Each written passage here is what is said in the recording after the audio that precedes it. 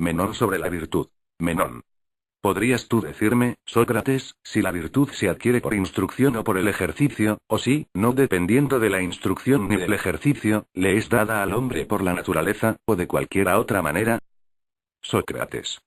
Antes, Menón, los tesalios eran famosos y admirados entre los griegos, por su habilidad en la equitación y por su riqueza. Pero me parece que ahora lo son también por su saber, principalmente los conciudadanos de tu amigo Aristipo de Larisa. Y esto se lo debéis a Gorgias, que, habiendo ido a esa ciudad, cautivó con su ciencia a los principales de los aleguadas, entre los cuales está tu amigo Aristipo, y de los otros tesalios.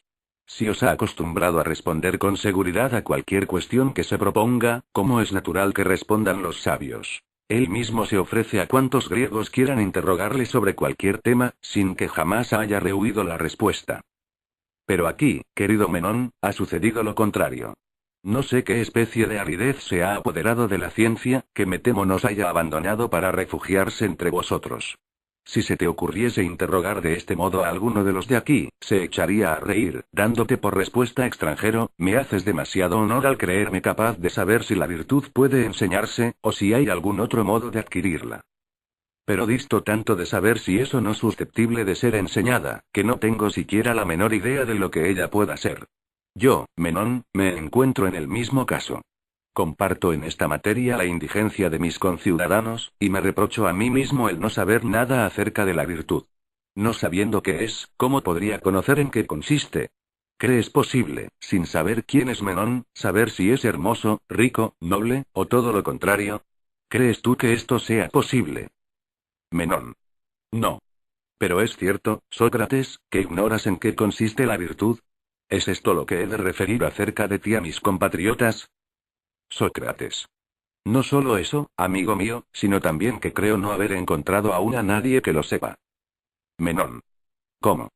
¿No viste a Gorgias, cuando estuvo aquí? Sócrates. Sí. Menón. ¿Y te pareció que no lo sabía? Sócrates. No estoy tan seguro de mis recuerdos, Menón, como para decirte con exactitud en este momento qué juicio formé entonces de él. Tal vez supiera lo que es la virtud, y acaso sabes tú mismo lo que decía de ella. Recuerda, pues, sus palabras, o, si lo prefieres, habla a tu manera, ya que, sin duda, eres de su misma opinión. Menón. Sí. Sócrates. Dejemos a Gorgias, puesto que está ausente. ¿Y tú, oh Menón? En nombre de los dioses, dime por ti mismo en qué consiste la virtud. Habla, dame ese placer. Si resulta que tú y Gorgias sabéis lo que es la virtud, me sentiré feliz de haberme equivocado cuando he dicho que aún no he encontrado a nadie que lo supiera. Menón. No es difícil, Sócrates, responder. Primeramente, si quieres hablar de la virtud de un hombre, es manifiesto que la virtud de un hombre consiste en ser capaz de administrar los asuntos de la ciudad, con lo que poder beneficiar a los amigos y dañar a los enemigos, procurando, por su parte, evitar todo sufrimiento.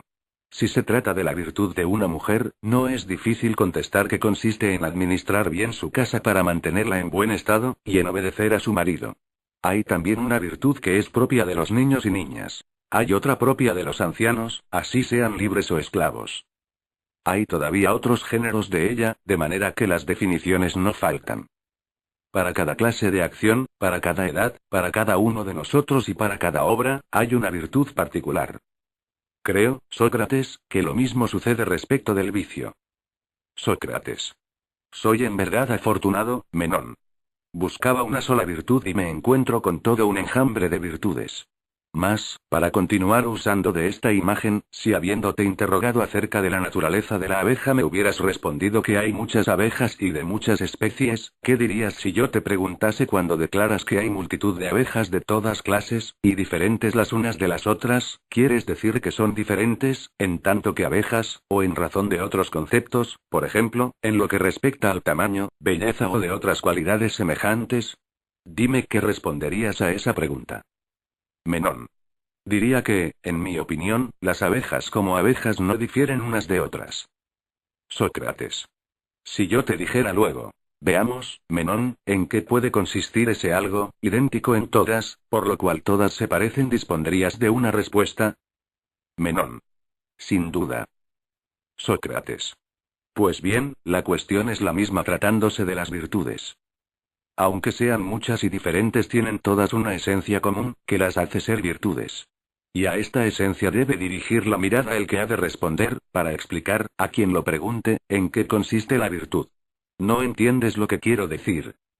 Menón. Me parece que sí. Sin embargo, no penetro tan claramente como quisiera el sentido de la cuestión. Sócrates. Solo a propósito de la virtud distingues, Menón, una que es propia del hombre, otra de la mujer, y así con las demás. ¿O crees lo mismo por lo que respecta a la salud, a la estatura, a la fuerza? ¿Crees que la salud es en sí misma algo diferente en un hombre de lo que es en una mujer? ¿O acaso tiene la misma naturaleza donde quiera que exista, ya sea en un hombre, ya en cualquiera otra cosa? Menón. Me parece que la salud es la misma cosa en el hombre y en la mujer. Sócrates. ¿No dices otro tanto del talle y de la fuerza? Si una mujer es fuerte, lo será por la misma cualidad general que lo es el hombre, por la misma fuerza. Cuando digo la misma fuerza, entiendo que la fuerza, en tanto que fuerza, no difiere en nada de sí misma, ya se halle en el hombre, ya en la mujer.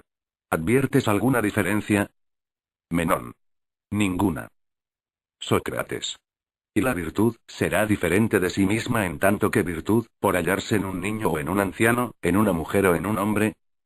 Menón. Este caso, Sócrates, no me parece enteramente semejante a los precedentes. Sócrates. ¿Cómo?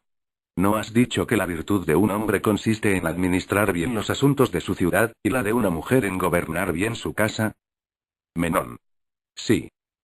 Sócrates. ¿Es posible administrar bien una ciudad, una casa, o cualquier otra cosa, si no se administra de una manera prudente y justa? Menón. No, ciertamente. Sócrates. Pero administrar de una manera justa y sabia, ¿no es hacerlo con justicia y sabiduría? Menón. Es evidente. Sócrates. Por lo tanto, la mujer y el hombre tienen necesidad de lo mismo para ser virtuosos, o sea, de la justicia y de la sabiduría. Menón. Es evidente. Sócrates. ¿Pues qué? ¿El niño y el anciano, si son desordenados e injustos, podrán ser virtuosos? Menón. De ninguna manera. Sócrates. ¿Y si son prudentes y justos? Menón. Sí. Sócrates. Así, todos los hombres son virtuosos de la misma manera, puesto que lo son mediante la posesión de las mismas cualidades. Menón. Así es. Sócrates. ¿Y no serían virtuosos de la misma manera si no tuvieran la misma virtud? Menón. No, sin duda. Sócrates. Puesto que la virtud, en definitiva, es la misma para todos, trata de decirme y de recordar lo que es esta virtud según Gorgias y según tú mismo, que estás de acuerdo con él. Menón. Si buscas una definición general, que valga para todos los casos, ¿qué otra cosa puede ser la virtud sino la capacidad de mandar a los hombres? Sócrates. Es eso precisamente lo que busco. Pero ¿crees tú, Menón, que sea también la virtud del niño y del esclavo el ser capaz de mandar a su dueño? ¿Acaso el que manda sigue siendo un esclavo? Menón. No me parece, Sócrates. Sócrates. Sería poco razonable, en efecto. Fíjate, ahora, en esto. Hacías consistir la virtud en la capacidad de mandar. Añadiremos justamente y no de otro modo. Menón. Soy del mismo parecer. Porque la justicia, Sócrates, no es distinta de la virtud. Sócrates. ¿La virtud, Menón, o alguna especie de virtud? Menón. ¿Qué quieres decir? Sócrates. Lo que diría de cualquier otra cosa. Por ejemplo, diría que la redondez es una figura, y no simplemente la figura, por la razón de que hay otras figuras. Menón. Habrías dicho exactamente. Por mi parte, reconozco que la justicia no es la única virtud, y que hay otras. Sócrates. ¿Cuáles son? Nómbralas, como yo te nombraré las otras figuras, si me lo exiges. Señálame otras virtudes. Menón. En mi opinión, el valor es una virtud, y también lo son la templanza, la prudencia, la generosidad y otras muchas. Sócrates. Henos aquí de nuevo metidos en la misma dificultad que hace poco, Menón. Buscando una virtud hemos encontrado varias, bien que de otra manera que en el caso precedente. En cuanto a esta virtud única que enlaza entre sí a las demás, no llegamos a descubrirla. Menón. Esa virtud que buscas, esa virtud única e idéntica en todo, te confieso que no alcanzo a aprehenderla como en tus otros ejemplos. Sócrates. No me sorprende. Pero voy a hacer lo posible para que nos pongamos en camino de hacer este descubrimiento, si soy capaz de ello. Te has hecho cargo, sin duda, de que el método es siempre el mismo. Supongamos, pues, que se te dirigiera la pregunta a que me refería hace un instante Menón, ¿qué es la figura? Y me respondieses es la redondez. Si entonces se te preguntase, como antes lo hice, si la redondez es la figura o una especie de figura, es claro que responderías que es una especie de figura. Menón. Sí. Sócrates. Sin duda porque hay otras figuras. Menón. Sí. Sócrates. ¿Y si se te preguntara cuáles, las nombrarías? Menón. Seguramente. Sócrates. En igual forma, si te preguntasen lo que es el color, y habiendo tú respondido que es lo blanco, agrega tu interlocutor lo blanco, ¿es el color, o un color? Contestarás que es un color, porque hay otros colores. Menón. Sin duda. Sócrates. Y si te pidiera que nombraras otros colores, ¿podrías nombrarle otros que son tan colores como el blanco? Menón. Sí. Sócrates. Supongamos que aquel, como yo hice, prosigue su discurso, y añade llegamos siempre a una pluralidad y no es esto lo que pido. Puesto que designas con un solo nombre estas cosas diversas, y pretendes que no hay entre ellas ninguna que no sea figura, aunque a veces son contrarias las unas a las otras, ¿cuál es esa cosa que comprende así lo recto como lo curvo, a la cual llamas figura, afirmando que lo curvo no es menos figura que lo recto? ¿No es esto lo que dices? Menón. Sí. Sócrates. Pero al hablar así no es como si dijeras que lo redondo es a la vez redondo y recto, y lo recto, a la vez recto y redondo. Menón. De ninguna manera, Sócrates. Sócrates. Sin embargo, dices que lo redondo es tan figura como lo recto, y recíprocamente. Menón. Es cierto. Sócrates. Entonces, ¿qué es lo que se llama figura? Trata de explicármelo. Si al que te interrogase a ta manera acerca de la figura o del color, contestaras no entiendo tus preguntas, ni sé lo que quieres decir, nuestro interlocutor se sorprendería y replicaría no comprendes que lo que busco es lo que tienen de común todas estas cosas. ¿Cómo, Menón? No sabrías responder, si te preguntase qué es lo que lo redondo, lo recto y las demás cosas que llamas figuras tienen de común. Inténtalo. Te servirá de preparación para responderme luego sobre la virtud. Menón. No. Pero dilo tú mismo, Sócrates. Sócrates. ¿Tienes mucho empeño en que lo haga? Menón. Mucho. Sócrates. ¿Te prestarás, luego, en cambio, a hablar tú mismo de la virtud? Menón. Sí. Sócrates. Pues, ánimo. La cosa vale la pena. Menón. Seguramente. Sócrates. Vamos. Ensayemos una explicación de lo que es la figura. Mira si te parece aceptable esta definición. Llamo figura a la cosa que acompaña siempre al color. ¿Estás satisfecho, o quieres buscar otra definición? En cuanto a mí, si me respondieses así acerca de la virtud, me daría por satisfecho. Menón. Pero tu definición es ingenua, Sócrates. Sócrates. ¿Por qué? Menón. Según tu opinión, figura es lo que va siempre con el color. Pues bien.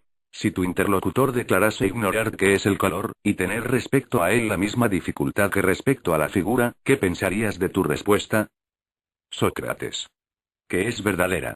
Y si tuviera que habérmelas con uno de esos hombres hábiles que no buscan sino disputas y contiendas, le diría he dado mi respuesta. Si es errónea, a ti te toca tomar la palabra y refutarme. Pero tratándose de dos amigos, como nosotros, que quieren conversar, se debe replicar más suavemente y de una manera más conforme con las leyes de la dialéctica, según las cuales conviene, no solo responder la verdad, sino también fundar la respuesta únicamente en lo que el interlocutor reconoce saber. Y es de esta manera como voy a intentar explicarme. Dime, ¿hay algo que llamas fin? Entiendo por ello el término, el límite, todas estas palabras expresan lo mismo. Pródico tal vez discreparía. Pero tú dices indiferentemente de una cosa que está terminada o acabada. Esto es lo que quiero decir y nada tiene de misterioso. Menón. Ciertamente, empleo todas esas palabras, y creo comprenderte. Sócrates. ¿Llamas a alguna cosa superficie y a otra sólido, como se hace, por ejemplo, en geometría? Menón. Sin duda. Sócrates. Entonces, podrás comprender lo que entiendo por figura. Digo, pues, que una figura es el límite donde termina un sólido. Y esto vale para las figuras en general. De manera que resumiendo definiré la figura como el límite del sólido. Menón. ¿Y qué es lo que llamas color, Sócrates? Sócrates. Menón, te burlas de mí. Abrumas con tus embarazosas preguntas a un viejo como yo, y no quieres, en cambio, avivar tus recuerdos para decirme en qué consiste la virtud, según Gorgias. Menón. Te lo diré, Sócrates, después que hayas respondido a mi pregunta. Sócrates. Aun con los ojos vendados, Menón, se reconocería en tu lenguaje que eres hermoso y amado. Menón. ¿Por qué? Sócrates. Porque tus discursos son órdenes. Así hablan los voluptuosos, los cuales ejercen una especie de tiranía mientras están en la flor de la edad. Tal vez has advertido, además, mi debilidad por la belleza. Pero, quiero complacerte y te responderé. Menón. Sí, hazme ese favor. Sócrates. ¿Quieres que te responda como respondería Gorgias, de manera que puedas seguirme más fácilmente? Menón. Consiento en ello. ¿Por qué no? Sócrates. ¿No decís, según el sistema de Empédocles, que los cuerpos despiden emanaciones? Menón. Sin duda. Sócrates. ¿Y qué hay en los cuerpos poros que reciben y dejan pasar esas emanaciones? Menón. Seguramente. Sócrates. Y que algunas de esas emanaciones son proporcionadas a ciertos poros, mientras que otras son o más delgadas o más gruesas. Menón. Es verdad. Sócrates. Por otra parte, hay una cosa que se llama la vista. Menón. Sí. Sócrates. Siendo así, comprende mis palabras, como dice Píndaro. El color es un flujo de figuras, proporcionado a la vista y sensible. Menón. Tu respuesta, Sócrates, me parece admirable. Sócrates. Probablemente, porque no es extraña de vuestro modo de discurrir. Además, proporciona un recurso como para explicar qué sea la voz, el olfato y muchas otras cosas semejantes. Menón. Sin duda. Sócrates. No sé qué tiene del lenguaje de la tragedia mi respuesta, Menón, para que la prefieras a la de la figura. Menón. Lo confieso. Sócrates. Sin embargo, oh, hijo de Alexidemo. En mi opinión no es esa la mejor, sino la otra. Y creo que llegarías a pensar lo mismo, si no te vieras obligado a partir antes de los misterios, como anunciabas ayer, y pudieras permanecer y hacerte iniciar en ellos. Menón. De buena gana me quedaría, Sócrates, si quisieras dedicarme muchas conversaciones como esta. Sócrates. Si de mi buena voluntad dependiese, no dejaría de seguir hablándote así, para beneficio de ambos. Pero me temo que no voy a ser capaz de decirte cosas semejantes. Como quiera que sea, trata ahora de cumplir la promesa que me hiciste de definir la virtud en general, y cesa de hacer varias cosas de una sola, como se dice, bromeando, de los que rompen algo. Deja, pues, íntegra e intacta la virtud y dime en qué consiste, según los ejemplos que te he dado. Menón. Pues bien, Sócrates. Me parece que la virtud consiste, como dice el poeta, en amar las cosas bellas y ser poderoso.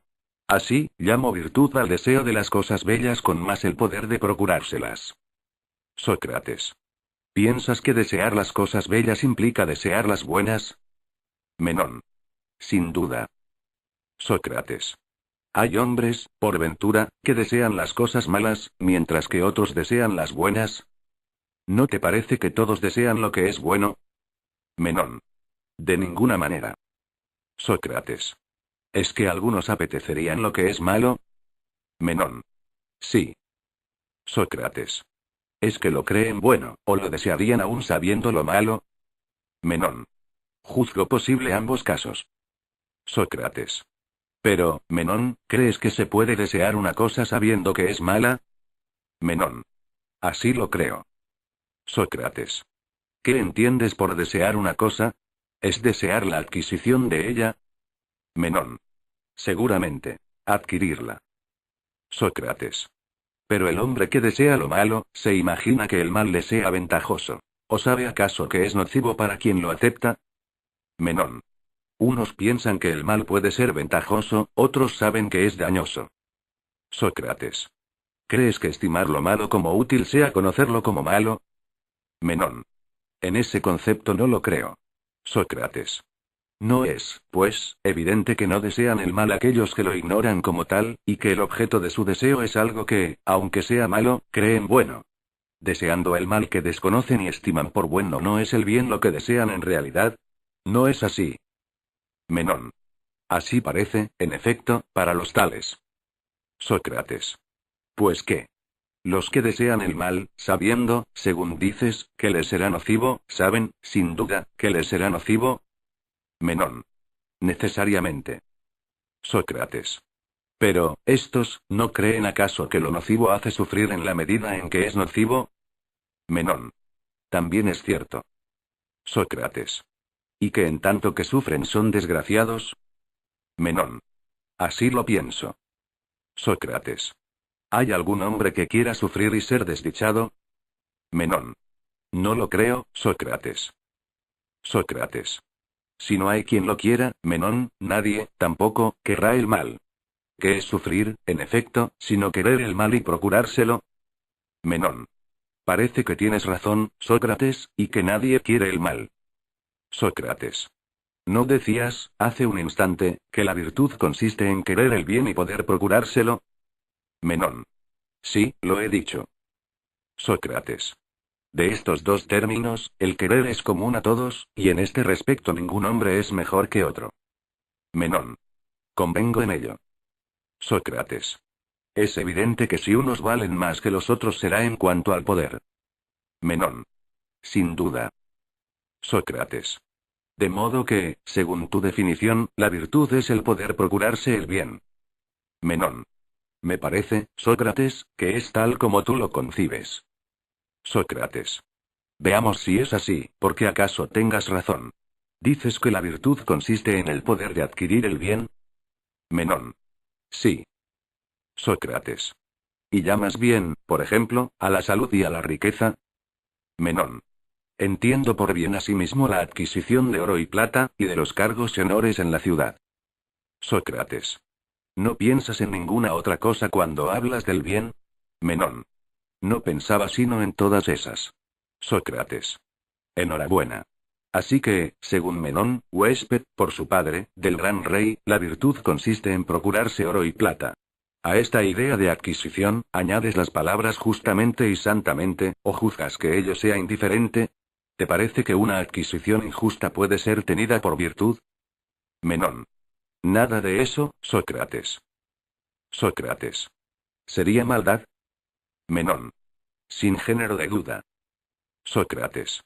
Luego, la adquisición debe ir acompañada de justicia, templanza, santidad o cualquier otra parte de la virtud, sin lo cual, aunque procure el bien, no será una virtud.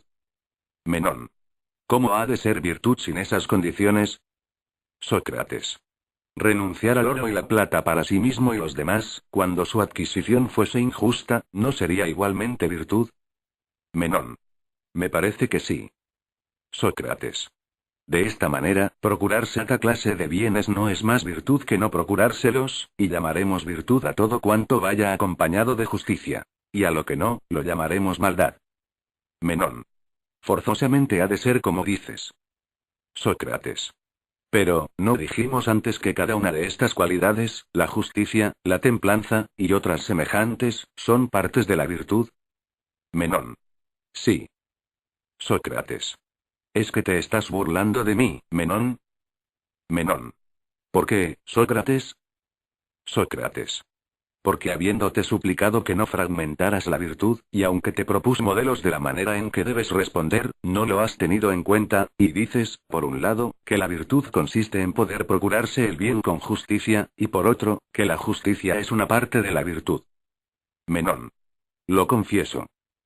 Sócrates. Resulta de tus dichos que la virtud consiste en poner en las acciones una parte de la virtud, puesto que la justicia, como las otras cosas que hemos dicho, son en tu opinión partes de la virtud. ¿Que a dónde voy a parar? A que te he pedido una definición general de la virtud, y tú, lejos de satisfacerme, declaras que toda acción es virtud cuando va acompañada de una parte de la virtud, como si ya me hubieras dicho lo que es la virtud en general, y yo pudiese reconocerla en los menudos trozos en que la has dividido. Es, pues, necesario, querido Menón, que repita de nuevo mi pregunta acerca de la naturaleza de la virtud, si es cierto que toda acción es virtud cuando va acompañada de una parte de la virtud. Puesto que no otra cosa se dice cuando se afirma que es virtuosa toda acción acompañada de justicia. ¿Qué te parece? ¿No juzgas conveniente mi insistencia sobre esta cuestión, o crees posible saber en qué consiste una parte de la virtud sin conocer la virtud misma? Menón. No lo pienso así. Sócrates. Porque, si te acuerdas, cuando yo te respondía a propósito de la figura, rechazamos una definición por apoyarse en lo que era problema todavía y sobre lo que no estábamos aún de acuerdo. Menón. Hemos tenido razón para rechazarla, Sócrates. Sócrates. Por lo tanto, mientras busquemos aún lo que es la virtud en general, no pienses que ha de ser posible explicar a nadie su naturaleza haciendo entrar en la respuesta las partes de la virtud, ni definir cualquier otra cosa utilizando semejante método. Es preciso plantear de nuevo la misma cuestión: ¿qué es esa virtud de que hablas? ¿Juzgas que lo que digo no es serio? Menón. Por el contrario, me parece muy sensato. Sócrates. Empezando de nuevo, dime, pues, ¿en qué hacéis consistir, tú y tu amigo, la virtud? Menón. Había oído decir, Sócrates, antes de conversar contigo, que tú no sabías más que dudar y sumir a los demás en la duda. Ahora, en efecto, no sé con qué drogas y sortilegios me has hechizado, que estoy lleno de dudas. Y diré, si me permites una broma, que te asemejas perfectamente, por el aspecto y lo demás, a ese corpulento pez que se llama torpedo, el cual produce una especie de entorpecimiento a cuantos le tocan. Creo que me has hecho sufrir un efecto parecido, porque me siento verdaderamente embotado en alma y cuerpo, y soy incapaz de responderte. Sin embargo, he discurrido 100 veces sobre la virtud ante muchas personas, y con acierto, a mi parecer. Pero en este momento ni siquiera puedo decir en qué consiste. Tienes razón, pienso, en resistirte a navegar y visitar otros países. Porque si hicieras en otra ciudad estas cosas, no tardarías en ser arrestado como brujo. Sócrates. Eres astuto, Menón, y has querido sorprenderme. Menón. ¿Qué quieres decir, Sócrates? Sócrates. Que adivino por qué me has comparado así. Menón. Te suplico me digas por qué. Sócrates. Para que, a mi vez, te compare.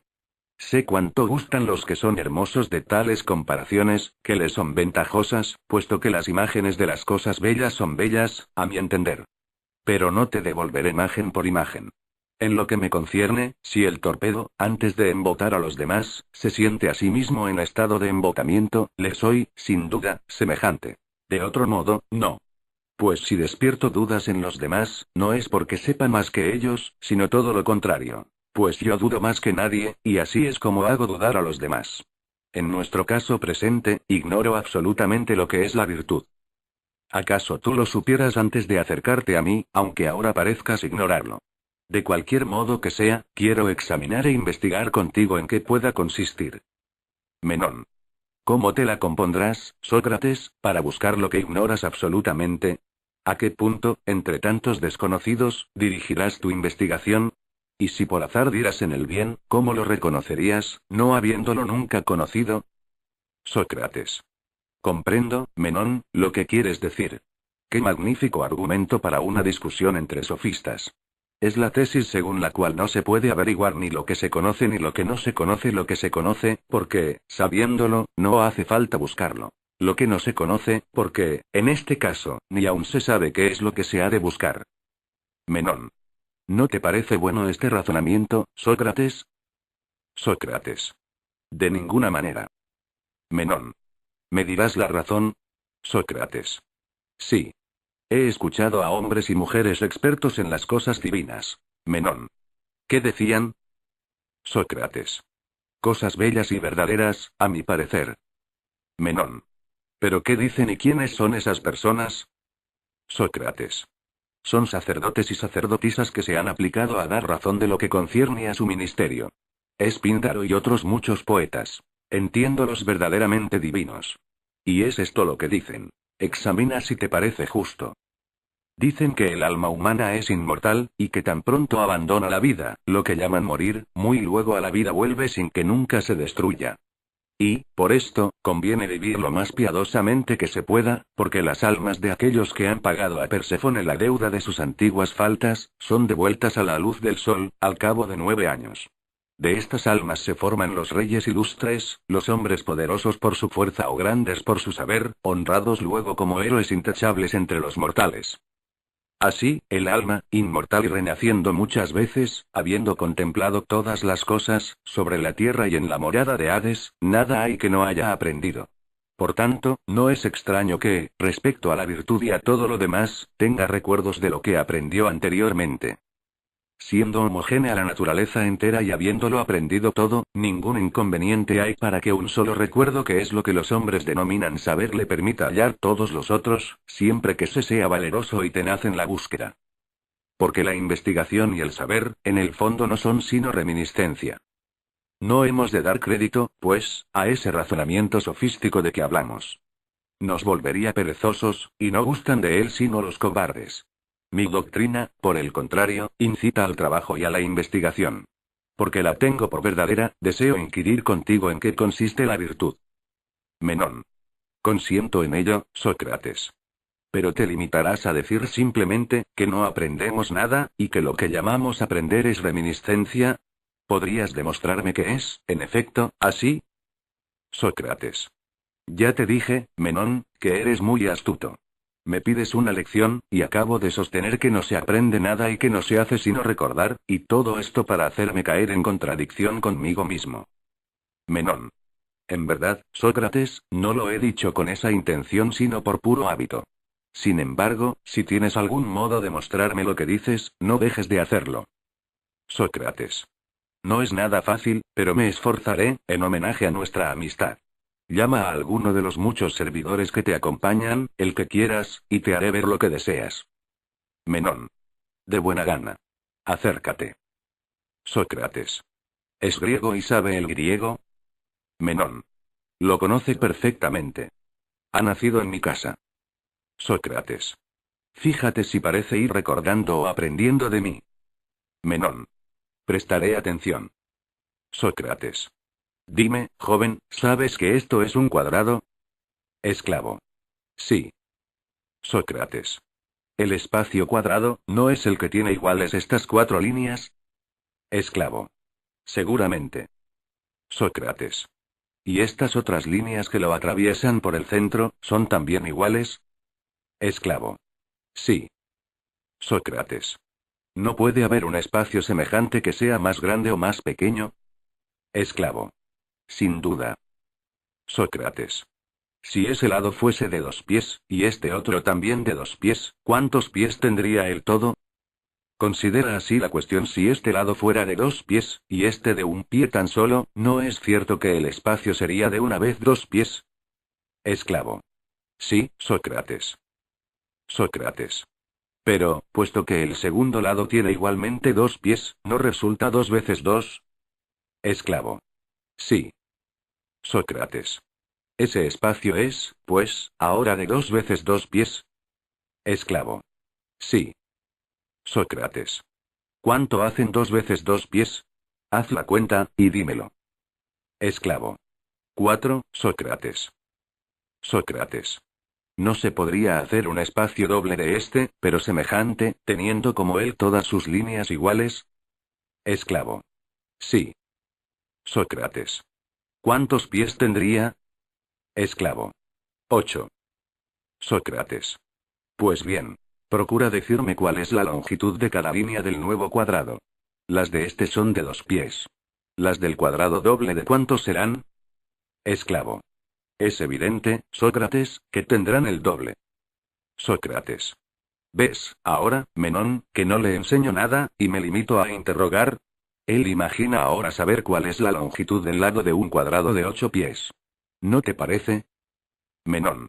Sí. Sócrates. Pero, ¿lo sabe? Menón. No, seguramente. Sócrates. ¿No cree que este lado sería doble del precedente? Menón. Sí. Sócrates. Obsérvale a medida que él va recordando. Y tú, respóndeme. ¿Dices que el espacio doble se forma de la línea doble? Entiéndelo bien, no quiero decir un espacio largo por este lado y estrecho por aquel. Busco una superficie como esta, igual en todos los sentidos, pero que tenga una extensión doble, o sea de 8 pies. Mira si crees aún que haya de formarse con la duplicación de la línea. Esclavo. Así lo creo. Sócrates. Si añadimos a esta línea otra tan larga como ella, ¿no será la nueva línea el doble de la primera? Esclavo. Sin duda. Sócrates. Luego, sobre esta nueva línea, se construirá el espacio de 8 pies, si trazamos 4 líneas semejantes. Esclavo. Sí. Sócrates. Tracemos, pues, 4 líneas semejantes a esta. ¿Llamas a esto un espacio de 8 pies? Esclavo. Seguramente. Sócrates. Pero este nuevo espacio no comprende otros 4, cada uno de los cuales es igual al primero, que mide 4 pies. Esclavo. Sí. Sócrates. ¿Cuál es la magnitud de aquel? ¿No es 4 veces más grande? Esclavo. Sin duda. Sócrates. ¿Una cosa 4 veces más grande que otra es entonces el doble de ella? Esclavo. No, por Júpiter. Sócrates. ¿Pues qué es? Esclavo. El cuádruplo. Sócrates. Entonces, joven, con la línea doble no se forma un espacio doble, sino cuádruple. Esclavo. Es verdad. Sócrates. 4 veces 4, ¿no hacen 16? Esclavo. Sí. Sócrates. ¿Qué línea nos dará, pues, un espacio de 8 pies? ¿No nos da esta un espacio cuádruple del primero? Esclavo. Sí. Sócrates.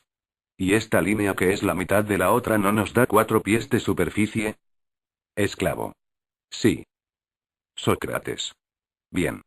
El espacio de 8 pies no es el doble de otro, que es de 4, y la mitad de aquel que es de 16. Esclavo. Sin duda. Sócrates. ¿No se formará entonces de una línea más grande que esta y más pequeña que aquella? ¿Qué te parece? Esclavo. Así lo creo. Sócrates. Perfectamente. Responde siempre según tu opinión. Pero, dime, esta línea primera no tenía 2 pies, y aquella otra, 4. Esclavo. Sí. Sócrates. Es necesario, por consiguiente, que la línea del espacio de 8 pies sea más larga que la de 2 pies, y más corta que la de 4. Esclavo. Sí que es necesario. Sócrates. Veamos si puedes decir cuál ha de ser su longitud. Esclavo. 3 pies. Sócrates. Para que la línea inicial sea de 3 pies, hemos de añadirle la mitad de su longitud, esto es, 1 pie a los 2 pies. Por este otro lado, de la misma manera, 2 pies más 1. He ahí formado el cuadrado a que te has referido. Esclavo. Sí. Sócrates. Pero si el espacio es de 3 pies de largo y 3 de ancho, ¿no será la superficie de 3 veces 3 pies? Esclavo. Evidentemente. Sócrates. ¿Cuántos son 3 veces 3 pies? Esclavo. 9. Sócrates. Más, para que la superficie fuera doble de la primera, ¿cuántos pies debía tener? Esclavo. 8. Sócrates. Luego, el espacio de 8 pies no se forma tampoco de la línea de 3 pies. Esclavo. No, ciertamente. Sócrates. Pues ¿de qué línea se hace? Procura decírnoslo exactamente. Y si no quieres hacer cálculos, muéstranosla. Esclavo. Por Júpiter. No sé, Sócrates. Sócrates. ¿Ves, Menón, qué trecho ha recorrido por el camino de la reminiscencia? Al comienzo, sin saber cuál es el lado del cuadrado de 8 pies, lo que no sabe todavía, creía saberlo, y respondía con seguridad, como un conocedor, no teniendo conciencia de su ignorancia. Ahora, advierte la dificultad, y si no sabe, al menos no cree saber. Menón. Dices verdad. Sócrates. ¿No está ahora en mejor disposición con respecto de la cosa que ignoraba? Menón. Convengo en ello. Sócrates. Enseñándole a dudar, y embocándole como hace el torpedo, ¿le hemos causado algún daño? Menón. No lo creo. Sócrates. Más bien le hemos ayudado a descubrir cuál es su situación respecto de la verdad. Porque ahora, como no sabe, tendrá placer en buscar. Mientras que antes no habría vacilado en decir y repetir ante una multitud, con entera confianza, que el doble de un cuadrado se forma sobre el doble del lado. Menón. Es probable. Sócrates. ¿Y piensas que pudo disponerse a buscar y aprender lo que creía saber, aunque no lo sabía, sin antes caer en confusión al saberse ignorante, y de haber sentido el deseo de saber? Menón. Pienso que no, Sócrates. Sócrates. ¿El entorpecimiento le ha sido, pues, ventajoso? Menón. Parece que sí. Sócrates. Observa ahora lo que, partiendo de la duda, descubrirá conmigo, sin que le enseñe nada, pues no haré sino interrogarle. Observa y procura sorprenderme si le enseño o explico algo, en vez de atenerme a solicitar su opinión. Y tú, dime, ¿no tenemos aquí un espacio de 4 pies? Esclavo. Sí. Sócrates. ¿No podremos añadirle este otro espacio que es igual? Esclavo. Sí. Sócrates. ¿Y un tercero, igual a los 2 anteriores? Esclavo. Sí. Sócrates. ¿Podemos llenar este ángulo que queda vacío? Esclavo. Perfectamente. Sócrates. ¿No tenemos ahora 4 espacios iguales? Esclavo. Sí. Sócrates. ¿Y todos juntos, cuántas veces son más grandes que este solo? Esclavo. 4 veces. Sócrates. Pero recuerda que buscábamos un espacio que fuera doble. Esclavo. En efecto. Sócrates. Estas líneas que van de un ángulo a otro de cada cuadrado, ¿no parten en 2 cada uno de ellos? Esclavo. Sí. Sócrates. ¿No obtenemos 4 líneas iguales que limitan un nuevo espacio? Esclavo. Así es. Sócrates. Fíjate bien. ¿Cuál será la magnitud de este cuadrado? Esclavo. Yo no lo veo. Sócrates. Sus líneas no separan, hacia adentro, sendas mitades de los otros 4 espacios. ¿No es así? Esclavo. Sí. Sócrates. ¿Cuántas de dichas mitades componen el espacio del medio? Esclavo. 4. Sócrates. ¿Y en este otro? Esclavo. 2. Sócrates. ¿Qué es 4, con relación a 2? Esclavo. El doble. Sócrates. Entonces, ¿cuántos pies mide este espacio? Esclavo. 8 pies. Sócrates. ¿Y sobre qué línea está construido? Esclavo. Sobre esta. Sócrates. ¿Sobre la línea que va de un ángulo a otro en el espacio de 4 pies? Esclavo. Sí. Sócrates. Esta línea es la que llaman diámetro los sofistas. Si tal es su nombre, el espacio doble, esclavo de Menón, se formará, como dices, sobre el diámetro. Esclavo. Así es, Sócrates. Sócrates. ¿Qué te parece, Menón? ¿Ha dado alguna respuesta que no sea suya? Menón. Ninguna. Ha hablado siempre por su cuenta. Sócrates. Sin embargo, no sabía, como dijimos antes.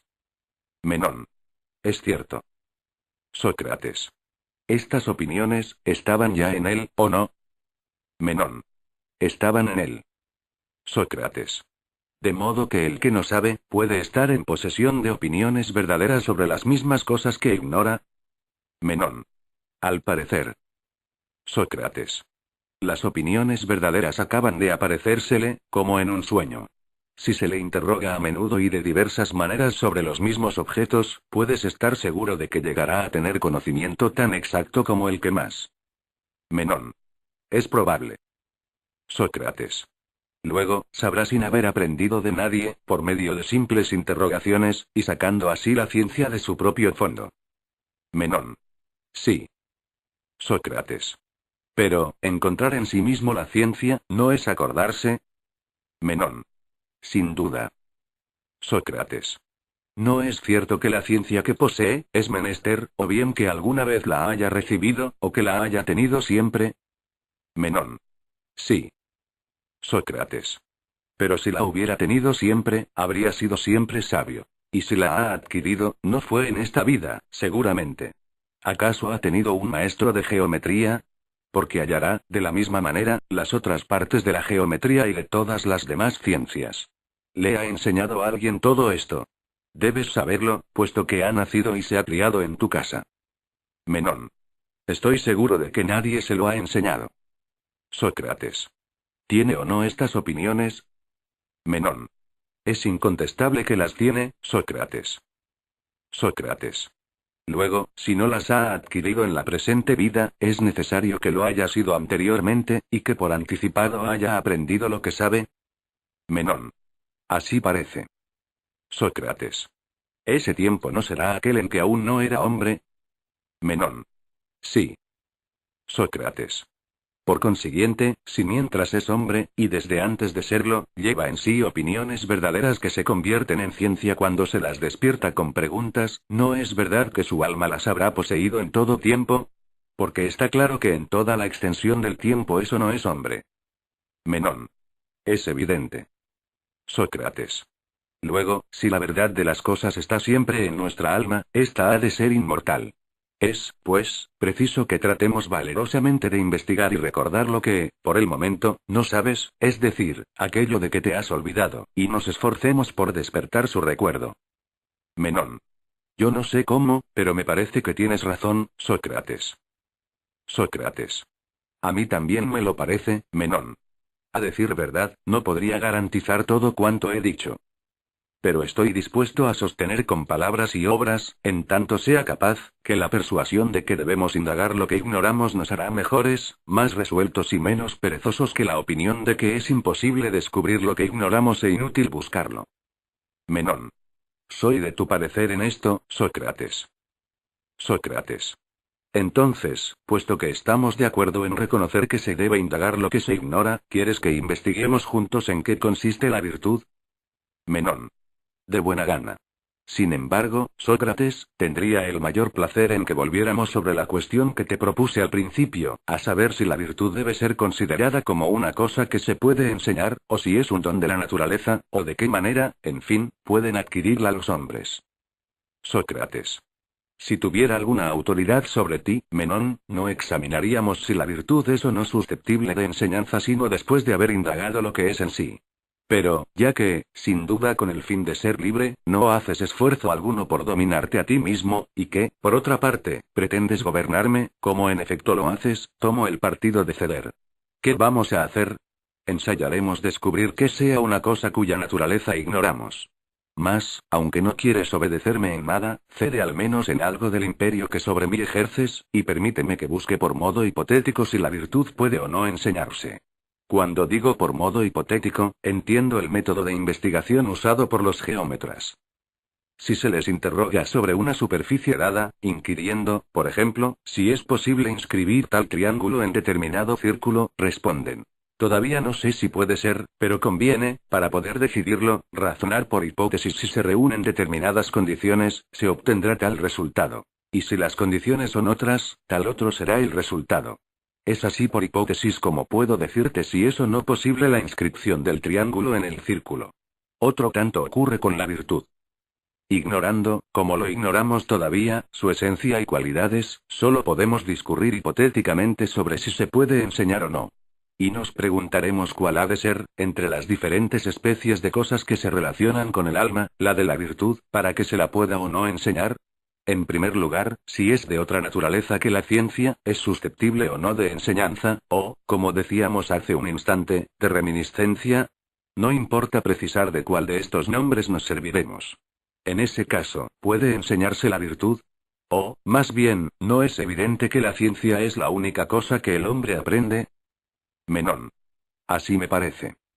Sócrates. Luego, si la virtud es una ciencia, es evidente que se la puede enseñar. Menón. De acuerdo. Sócrates. Bien pronto hemos solucionado esta cuestión. Si la virtud es así, se la puede enseñar. No siendo tal, no se la puede enseñar. Menón. Ciertamente. Sócrates. Pero ahora se ofrece otra cuestión a nuestro examen, la de saber si la virtud es una ciencia o otra cosa. Menón. Me parece que, en efecto, esta cuestión viene después de la otra. Sócrates. ¿No decimos que la virtud es un bien, y no nos mantendremos firmes en esa hipótesis? Menón. Sin duda. Sócrates. Por tanto, si hay alguna especie de bien que sea distinto de la ciencia, es verosímil que la virtud no sea ciencia. Pero si no hay ningún género de bien que la ciencia no abrace, tendremos razón para conjeturar que la virtud es una especie de ciencia. Menón. Es verdad. Sócrates. ¿Somos buenos gracias a la virtud? Menón. Sí. Sócrates. Y útiles, también. Porque todo lo que es bueno es útil. ¿No es eso? Menón. Sí. Sócrates. Luego, la virtud es útil. Menón. Tal resulta de lo que hemos admitido. Sócrates. Examinemos, pues, las cosas que no son útiles, recorriéndolas una a una. La salud, la fuerza, la belleza, la riqueza. He aquí lo que miramos como útil. ¿No es verdad? Menón. Sí. Sócrates. También decimos que esas mismas cosas son, a veces, dañosas. ¿Eres de otro parecer? Menón. No, pienso lo mismo. Sócrates. Mira ahora de qué manera cada una de estas cosas nos es útil o dañosa. ¿No son útiles cuando hacemos buen uso de ellas y dañosas cuando hacemos mal uso? Menón. Desde luego. Sócrates. Pasemos a considerar las cualidades del alma.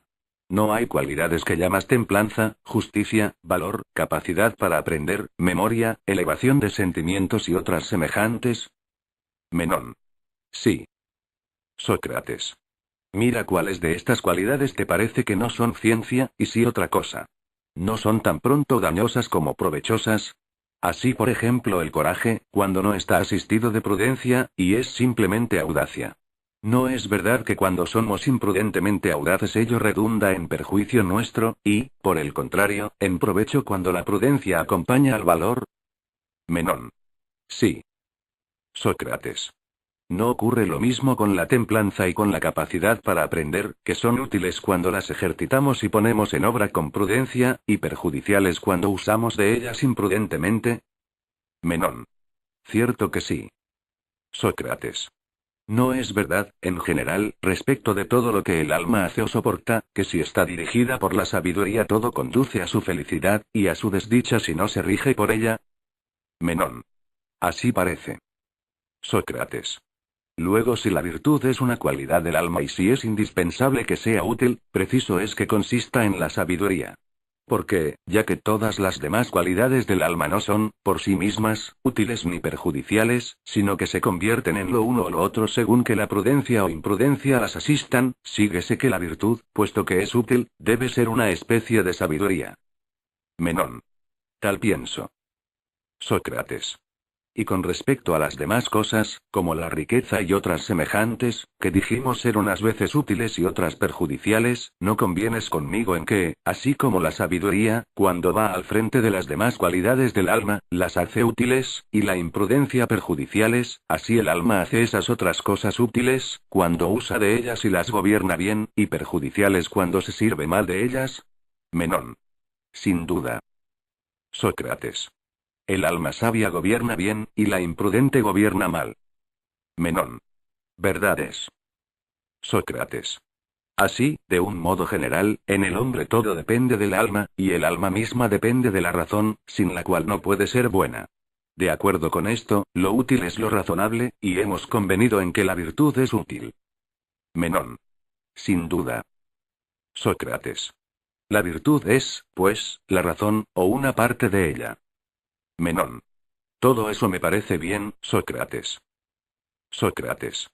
Pero entonces los hombres no son buenos por naturaleza. Menón. Al parecer, no. Sócrates. En ese caso, he aquí lo que sucedería.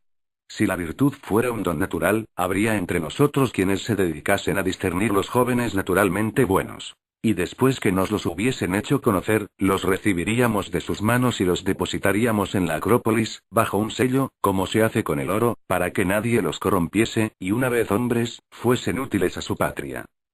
Menón. Conforme, Sócrates. Sócrates. Pero si la virtud no es un don natural será resultado del estudio. Menón. Necesario es que sea así.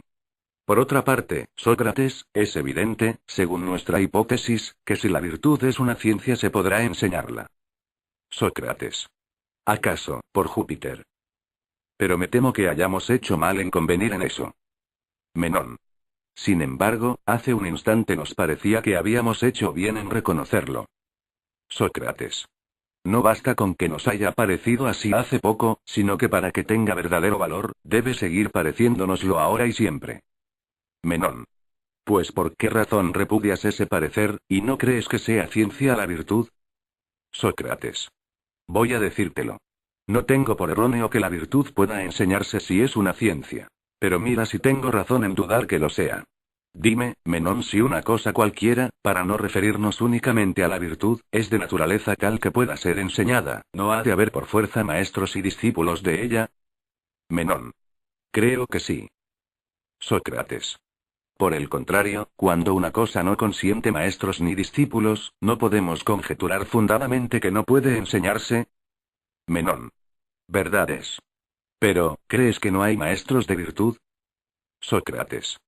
Por lo menos, he buscado reiteradamente si los había, y después de todas las pesquisas posibles no he podido encontrarlos, no obstante haber realizado esa búsqueda en unión de otros muchos, singularmente de aquellos a quienes juzgo más versados en el particular. Y, justamente, Menón, aquí tenemos a Anito, que llega oportunísimamente a sentarse a nuestro lado. Informémosle de nuestra cuestión. Nadie con más títulos para tomar parte en ella. Porque, en primer lugar, Anito ha nacido de un padre rico y discreto, Antemión, que no debe su fortuna al azar ni a la liberalidad ajena como Ismenías el tébano, que ha heredado, poco a, los bienes todos de Polícrates, sino que la ha adquirido merced a su inteligencia e industria. Antemión, por otra parte, no tiene nada de arrogante, ni de desdeñoso, sino que es un ciudadano ordenado y de buenas maneras. Además, ha educado y formado muy bien a su hijo, a juicio de la mayor parte de los atenienses, como lo demuestra el que le hayan designado para las más altas magistraturas. Con hombres así conviene que indaguemos si hay o no maestros de virtud, y cuáles son. Ayúdanos, pues, Anito, a mí y a Menón, tu huésped, a resolver un problema concerniente a la virtud del de saber cuáles maestros la enseñan. Considera el caso de esta manera: si queremos hacer de Menón un buen médico, ¿con qué maestros le pondremos? ¿No será con los médicos? Anito. Sin duda. Sócrates. Si quisiéramos hacer de él un buen zapatero, ¿no le mandaríamos con los zapateros? Anito. Sí. Sócrates.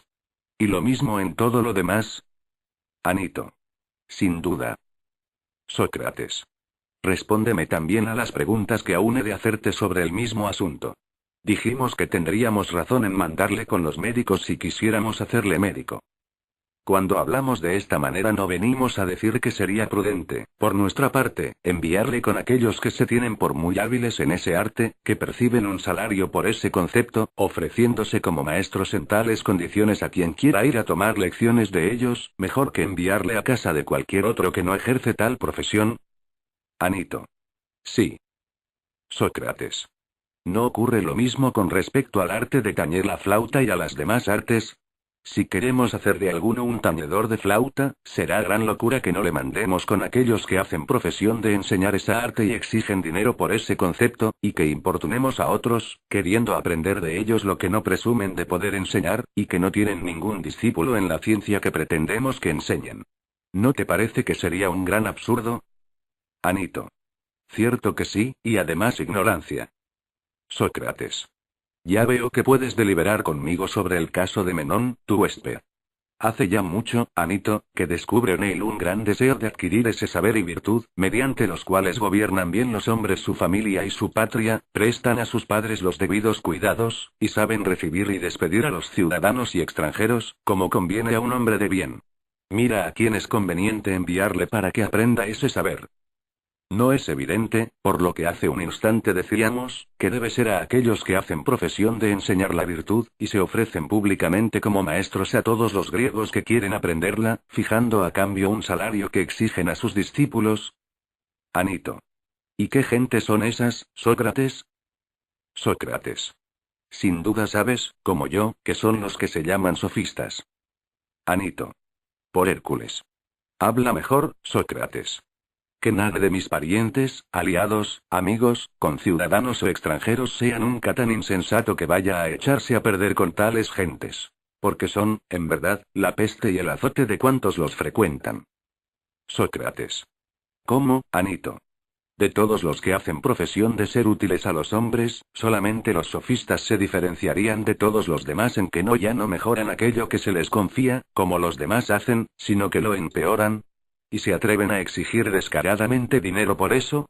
En verdad que no sé cómo dar fe a tus palabras. Lo que sé es que Protágoras ha reunido más dinero con el oficio de sofista que Fidias, autor de tantas obras maestras, y otros 10 estatuarios juntos. Sin embargo, lo que dices es muy extraño. Los que remiendan zapatos y trajes viejos no podrían dejarlos en peor estado de como los recibieron sin que la gente se percatase de ello al cabo de 30 días, a más tardar, con lo que los remendones no tardarían en morir de hambre. Mientras que Protágoras ha corrompido a aquellos que le frecuentaban, despachándoles en peor estado de como habían llegado a él, sin que toda Grecia haya tenido la menor sospecha de ello. Y esto durante más de 40 años, puesto que creo que ha muerto cuando tendría unos 70, después de haber pasado 40 en el ejercicio de su profesión, sin que en todo ese tiempo, hasta el día de su muerte, haya dejado de gozar de gran reputación. Y no solo Protágoras, sino otros muchos más, de los cuales unos han vivido antes que él y otros viven todavía. Suponiendo que sea cierto lo que dices, ¿qué habremos de pensar de ellos? ¿Que engañan y corrompen conscientemente a la juventud, o que no tienen conocimiento alguno del daño que le infieren? ¿Tendremos por insensatos hasta ese extremo a hombres que pasan, en la opinión de algunos, por ser los más sabios? Anito. No son insensatos, Sócrates, ni mucho menos. Los jóvenes que les dan dinero lo son mucho más, y más todavía los padres de esos jóvenes, que se los confían, y sobre todo, las ciudades que les permiten entrar en ellas, y que no expulsan a todo extranjero, y aun a todo ciudadano, que se consagre a semejante profesión. Sócrates. ¿Te ha perjudicado alguno de esos sofistas, Anito? ¿O por qué otra causa muestras tanto mal humor contra ellos? Anito. Por Júpiter, que nunca mantuve trato con ninguno de ellos, ni permitiría que ninguno de los míos se les aproximase. Sócrates. ¿Así es que no tienes ninguna experiencia de esos hombres? Anito. Y ojalá no haga nunca tal experiencia. Sócrates. Pues, ¿cómo, querido, sin tener experiencia de una cosa, podrás saber si es buena o mala? Anito. Muy bien. Haya hecho o no experiencia de ellos, conozco lo que son. Sócrates. ¿Acaso eres adivino, Anito? Porque, en vista de lo que dices, me sorprendería que de otro modo los conocieras. Sea de ello lo que quiera, no buscamos hombres con quienes Menón no pueda ir sin volver peor. Tengan en buen hora, si quieres, ese carácter los sofistas. Aconséjanos, por lo menos, y haz a un amigo de tu familia el servicio de enseñarle a quién debe dirigirse en una ciudad tan grande como Atenas, para adiestrarse en el género de virtud que te acabo de mencionar. Anito. ¿Por qué no se lo indicas tú mismo? Sócrates. Ya le he indicado a aquellos que tenía por maestros en lo que a la virtud se refiere. Pero, si he de creerte, no he dicho nada de provecho. Y sin duda estás en lo cierto. Nombra, pues, a tu vez, algún ateniense, el primero que se te ocurra, a quien pueda dirigirse. Anito. ¿Qué falta hace que le indique yo uno en particular? No tiene más que dirigirse a cualquier ateniense virtuoso, no hay ni uno solo que no le haga mejor que le harían los sofistas, con solo escuchar sus consejos. Sócrates. Pero es que esos hombres virtuosos han llegado a serlo por sí mismos, sin haber recibido lecciones de nadie, y, por el hecho de ser virtuosos, se hallan en estado de enseñar a los demás lo que ellos mismos no aprendieron. Anito. Creo que han sido instruidos por los que les precedieron, que también eran virtuosos. ¿O crees que esta ciudad no ha producido gran número de ciudadanos estimables por su virtud? Sócrates. Creo, Anito, que hay grandes estadistas en esta ciudad, y que los ha habido antaño, no menos que ahora. Pero han sido buenos maestros de su propia virtud. ¿Por qué no inquirimos si hay o no aquí hombres virtuosos, o si los hubo en otro tiempo, sino si la virtud se puede enseñar? Esto es lo que hace rato estamos examinando. Ese examen nos ha traído a indagar si los hombres virtuosos del presente y del pasado han tenido el talento de comunicar a otros la virtud que estaba en ellos, o si esa virtud no puede transmitirse a nadie, ni pasar de un hombre a otro por vía de enseñanza. Tal es la cuestión que nos ocupa desde hace rato a Menón y a mí. Mira tú mismo la cuestión bajo este punto de vista, según tu propio modo de ver. ¿No convendrás en que Temístocles era un hombre de bien? Anito. Sí, y más que otro alguno. Sócrates. Y, consiguientemente, si hubo alguien capaz de enseñar bien su propia virtud, ¿sería Temístocles? Anito. Creo que sí, si hubiera querido. Sócrates. Pero, ¿crees que no haya querido hacer virtuosos a otros ciudadanos, y principalmente a su propio hijo? ¿O piensas que le tuviese envidia y que de intento no le haya transmitido la virtud en que sobresalía? ¿No has oído decir que Temístocles había enseñado a su hijo Cleofanto a ser un buen jinete? Es cosa averiguada que ese Cleofanto se sostenía de pie en un caballo, lanzando en esa actitud una jabalina, y hacía otros 1000 alardes de maravillosa destreza que su padre le había enseñado, habiéndole hecho igualmente hábil en todas las demás cosas que enseñan los mejores maestros. ¿No es eso lo que has oído a los viejos? Anito. Es cierto. Sócrates. Evidentemente, no puede decirse que su hijo no tuviera disposiciones naturales. Anito. Probablemente, no. Sócrates. ¿Pero has oído nunca decir a ningún ciudadano, joven o viejo, que Cleofanto, hijo de Temístocles, haya mostrado las virtudes y talentos en que descollar a su padre? Anito. En eso, no. Sócrates. Pues si la virtud pudiera ser enseñada, habríamos de creer que Temístocles quisiera que su hijo aprendiera todo lo demás, y que, en cambio, no le hubiese hecho mejor que sus conciudadanos en la ciencia que él mismo poseía. Anito. No lo creo. Sócrates. Ya ves qué maestro de virtud ha sido ese hombre que, según tú mismo confiesas, ocupa un puesto distinguido entre los más famosos del siglo anterior. Fijémonos en otro de ellos, Arístides, hijo de Lisímaco. ¿Confesarás que este fue un hombre virtuoso? Anito. Virtuosísimo. Sócrates. También Arístides dio a su hijo Lisímaco una educación tan hermosa como ningún otro ateniense haya recibido, en cuanto depende de los maestros. ¿Pero te parece que le haya hecho más virtuoso que otro cualquiera? Tú que le trataste sabes cómo es. Paremos mientes, si quieres, en Pericles, hombre de tan extraordinario mérito. Ya sabes que ha educado a 2 hijos. Paralo y Jantipo. Anito. Sí. Sócrates. Tampoco ignoras que los hizo tan buenos jinetes como los mejores de Atenas. Que los instruyó en la música, en la gimnástica y en todo lo perteneciente a un arte determinado, hasta el punto de que nadie les aventaja. ¿No quiso también hacerlos hombres virtuosos? Sin duda que sí. Pero, al parecer, eso no puede enseñarse. Y, porque no creas que ello ha sido imposible tan solo para un pequeño número de atenienses, y de los más oscuros, piensa en que también Tucídides ha educado a 2 hijos, Melesias y Estéfano. Que los ha instruido muy bien en todo lo demás, y que, singularmente, luchaban con más destreza que ningún ateniense. Había confiado uno de ellos a Jantías y el otro a Eudoro, que pasaban por ser los mejores luchadores de entonces. ¿No te acuerdas? Anito. Sí, por haberlo oído. Sócrates. Pues, si la virtud pudiera enseñarse, ¿no es evidente que Tucídides, que había hecho que sus hijos aprendieran cosas que le comprometían a grandes gastos, no hubiera dejado en modo alguno de enseñarles a ser hombres virtuosos, costara lo que costara? Quizá me digas que Tucídides era un ciudadano de humilde condición, que no tenía muchos amigos entre los atenienses y sus aliados. Por el contrario, era de una gran familia, y gozaba de considerable crédito en su ciudad y entre los demás griegos. De manera que si la virtud hubiera podido enseñarse, fácilmente hubiera hallado Tucídides, ya entre sus conciudadanos, ya entre los extranjeros, quien hubiera hecho virtuosos a sus hijos, caso de que los cuidados públicos no le dejasen el ocio necesario para ello. Pero mucho me temo, mi querido Anito, que la virtud no pueda enseñarse. Anito. Por lo que veo, Sócrates, hablas mal de los hombres con sobrada libertad. Si quisieras hacerme caso, te aconsejaría que fueses más reservado, porque si es fácil, en otra ciudad cualquiera, hacer más mal que bien a quien uno quiera, en esta es mucho más fácil. Creo que sabes algo de esto. Sócrates.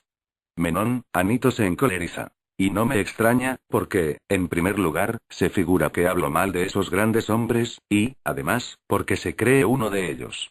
Pero si alguna vez llega a conocer lo que es denigrar, se calmará. Al presente lo ignora. Dime, tú, pues, ¿no hay también entre vosotros hombres virtuosos? Menón. Seguramente. Sócrates. ¿Y no se avienen esos tales en instruir a sus hijos, reconociendo que son maestros de virtud y que la virtud puede enseñarse? Menón. No es así, Sócrates, por Júpiter. Porque unas veces les oirás que la virtud puede enseñarse, y otras que no. Sócrates. Tendremos, pues, por maestros de virtud a los que no están aún conformes en que la virtud pueda tener maestros. Menón. Creo que no, Sócrates. Sócrates. Pero los mismos sofistas que son los únicos que se tienen por maestros de la virtud, ¿lo son a juicio tuyo? Menón. Lo que más me agrada de Gorgias, Sócrates, es que nunca se le oye prometer nada por ese estilo. Al contrario, lo que hace es burlarse de quienes se alaban de poder enseñar la virtud. Por lo que a él se refiere, lo único que se ha de perseguir es adiestrar a la gente en el arte de la palabra. Sócrates. Luego, ¿no crees que los sofistas son maestros de virtud? Menón. No sé qué decirte, Sócrates. Sobre ese particular me hallo en el mismo caso que otros muchos. Unas veces me parece que sí, y otras que no. Sócrates. Sabes que no sois los únicos, tú y los demás políticos, cuando pensáis unas veces que la virtud puede enseñarse, y otras que no, y que el poeta Teognis dice lo mismo. Menón. ¿En qué versos? Sócrates. En sus elegías, donde dice bebe y come con aquellos cuyo poder es grande. Mantente a su lado y trata de agradarles. Porque aprenderás buenas cosas con el trato de los buenos. Pero si frecuentas a los malos, perderás incluso la razón. ¿Notas cómo en estos versos habla como si la virtud pudiera enseñarse? Menón. Me parece que sí. Sócrates. Pero aquí tienes otros versos un poco diferentes si se pudiera infundir inteligencia al hombre y añade, hablando de los que fuesen capaces de darla obtendrían por ello, y en todas partes, grandes cantidades de dinero. Jamás llegaría a malearse el hijo de un padre virtuoso, con tal que escuchase sus sabios consejos. Pero no harás honrado a un malo a fuerza de lecciones. ¿Observas cómo se contradice sobre el mismo asunto? Menón. Tal me parece. Sócrates. ¿Podrás decirme si hay alguna otra cosa como esta, acerca de la cual los que hacen profesión de enseñarla, lejos de ser considerados en ese punto como maestros de los demás, pasen, por el contrario, por no saberla ellos mismos, y por ser pésimos en la propia cosa que se precian de enseñar, mientras que aquellos a quienes unánimemente se tiene por hombres de bien, dicen unas veces que puede ser enseñada, y otras que no? ¿Reconocerás como maestros, en cualquier materia, a hombres tan en desacuerdo consigo mismos? Menón. No. Sócrates. Por tanto, si ni los sofistas ni los mismos hombres de bien son maestros de virtud, es evidente que tampoco han de serlo los demás. Menón. Es evidente. Sócrates. Pero si no hay maestros, tampoco habrá discípulos. Menón. Me parece que es tal como dices. Sócrates. Ahora bien. Ya hemos convenido que una cosa de que no hay maestros ni discípulos no puede ser enseñada. Menón.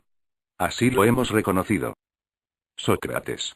Y no vemos en parte alguna ningún maestro de virtud. Menón. Es cierto. Sócrates. Y por lo tanto, ningún discípulo. Menón. Lo confieso. Sócrates. Luego la virtud no puede enseñarse. Menón. Así ha de ser, si hemos discurrido acertadamente. Y es el caso que me pregunto, Sócrates, incluso si hay hombres honrados, y si los hay de qué manera han llegado a serlo. Sócrates. Realmente me temo, Menón, que seamos muy poco hábiles en el discurrir, y que no hayamos adelantado gran cosa, ni tú con Gorgias, ni yo con Pródico. Preciso es, por consiguiente, que cuidemos ante todo de nosotros mismos, y que busquemos alguno que nos haga mejores por cualquier medio. Al hablar así, tengo presente la discusión que acabamos de abordar, y me parece ridículo que no nos hayamos percatado de que la ciencia no es el único medio que capacita a los hombres para resolver bien sus negocios. Por esa razón, sin duda, no llegamos a saber de qué manera se forman los hombres virtuosos. Menón. ¿Qué quieres decir, Sócrates? Sócrates. Lo siguiente. Con razón hemos reconocido que los hombres virtuosos por fuerza han de ser útiles y no podría ser de otra manera, ¿no es eso? Menón. Sí. Sócrates. También hemos hecho bien en reconocer que no serán útiles sino en tanto que resuelvan acertadamente nuestros asuntos. Menón. Sí. Sócrates. Pero me parece que hemos incurrido en un error al convenir en que no es posible regir bien los asuntos sin auxilio de la ciencia. Menón. ¿Por qué? Sócrates. Voy a decírtelo. Si alguien que supiese el camino que conduce a Larisa o a cualquier otro lugar tomase ese mismo camino y sirviera de guía a otros, ¿no es cierto que les guiaría perfectamente? Menón. Sin duda. Sócrates. Pero no reconoceríamos como buen guía a otro que, sin conocer el camino y sin haberlo nunca recorrido, lo encuentra por una certera conjetura. Menón. Seguramente. Sócrates. Mientras que el uno tendrá una certera conjetura sobre lo mismo que el otro tiene pleno conocimiento, no por eso será menos buen guía con su opinión verdadera, en vez de la ciencia del otro. Menón. Será igualmente buen guía. Sócrates. Luego, la opinión verdadera no dirige menos acertadamente que la ciencia, con respecto a la rectitud de una acción. Y esto es lo que hemos omitido en nuestra indagación sobre las propiedades de la virtud, al decir que solo la ciencia enseña a obrar bien, siendo así que la opinión verdadera produce los mismos efectos. Menón. Así parece. Sócrates. La opinión verdadera, pues, no es menos útil que la ciencia. Menón. Es, con todo, Sócrates, menos útil, puesto que quien posee la ciencia consigue siempre su objeto, mientras que quien solo tiene opinión verdadera unas veces llega a su término y otras veces se extravía. Sócrates. ¿Qué dices? ¿No se llega siempre al fin cuando se tiene la opinión verdadera, mientras se obre bajo su dirección? Menón. Me parece innegable. Pero siendo así, Sócrates, estoy sorprendido de que se haga más caso de la ciencia que de la recta opinión y de que sean dos cosas diferentes. Sócrates. ¿Sabes de qué procede tu asombro, o he de decírtelo yo? Menón. Dímelo. Sócrates. Es que no has puesto atención en las estatuas de Dédalo. Aunque acaso no las tengáis entre vosotros. Menón. ¿Por qué dices eso? Sócrates. Porque esas estatuas, si no se las sujeta, se escapan, mientras que si se las fija, permanecen en su lugar. Menón. ¿Y eso, a qué viene? Sócrates. Porque es tan poco apetecible tener una de esas estatuas no sujetas, como un esclavo que se escapa, puesto que ni una ni otro permanecen en su puesto. Mas, una vez que se las sujeta, tienen un gran valor, y realmente son obras hermosas. ¿Que por qué traigo esto a cuento? A propósito de las opiniones verdaderas. Estas, en efecto, en tanto que permanecen en el alma, son una buena cosa y producen toda clase de beneficios. Pero no son capaces de constancia y se escapan del alma humana. De suerte que no son de gran valor hasta que no se las encadena por un razonamiento de causalidad.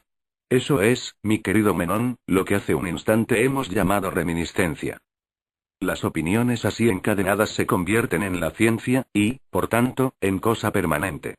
Por eso la ciencia reviste más valor que la opinión verdadera, de la cual difiere en ser un encadenamiento. Menón. Por Júpiter, Sócrates, que me parece realmente importante lo que dices. Sócrates. No hablo como quien sabe algo a ciencia cierta, sino por conjeturas. Con todo, cuando digo que la opinión verdadera es distinta de la ciencia, hago algo más que aventurar una simple conjetura. Sé muy pocas cosas, pero si de saber algunas puedo alabarme, puedo asegurar que esta es una de ellas. Menón.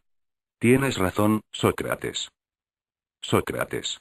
También me parece justo decir que cuando la opinión verdadera dirige una acción, obtiene al realizarla un resultado no inferior al que se alcanzaría mediante la ciencia. Menón. También en esto creo que tienes razón. Sócrates.